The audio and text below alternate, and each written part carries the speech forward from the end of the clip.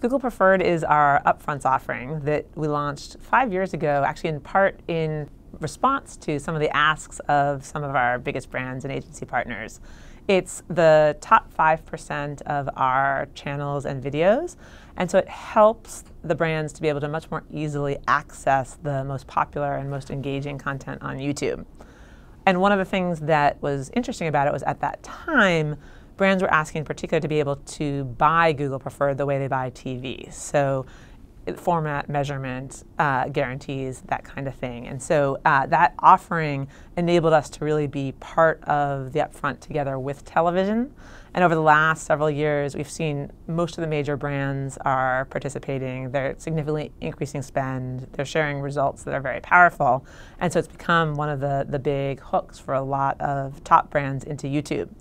And I think this last year, we are making a couple of changes that we've shared around both how it's put together. So it's actually now not only our most popular content, it's also our most vetted. And in addition to signals that have made it even more brand safe than in years past, we are having human reviewers who are helping to make brands very comfortable that this is the most vetted content on YouTube.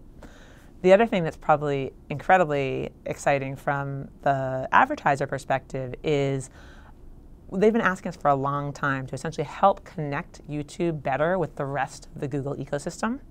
And so last year, we enabled that by essentially letting you take insights about audiences from what they're searching for on Google or places they're searching for on maps or things they're doing on apps to be able to have even more relevant ads on YouTube because we know that works. And so we had seen tremendous results from the advertisers who have been using this in the auction.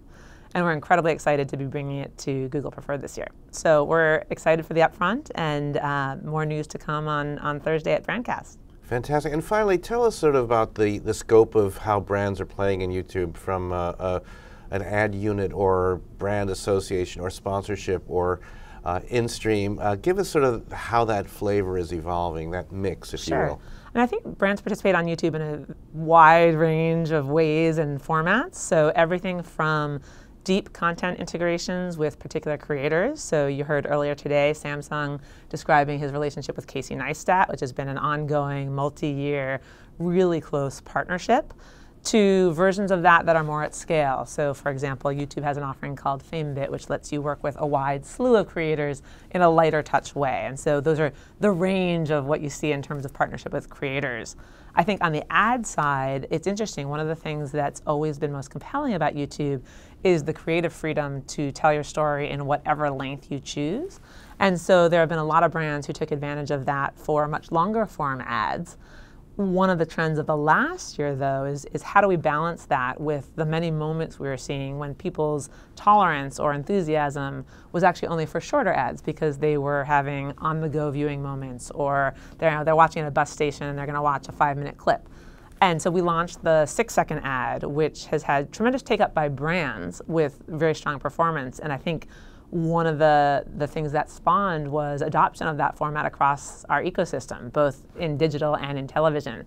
And so we're excited now that brands have more opportunity to connect with people when they're really engaged and leaning in, and in a way that feels enhancing rather than interrupted.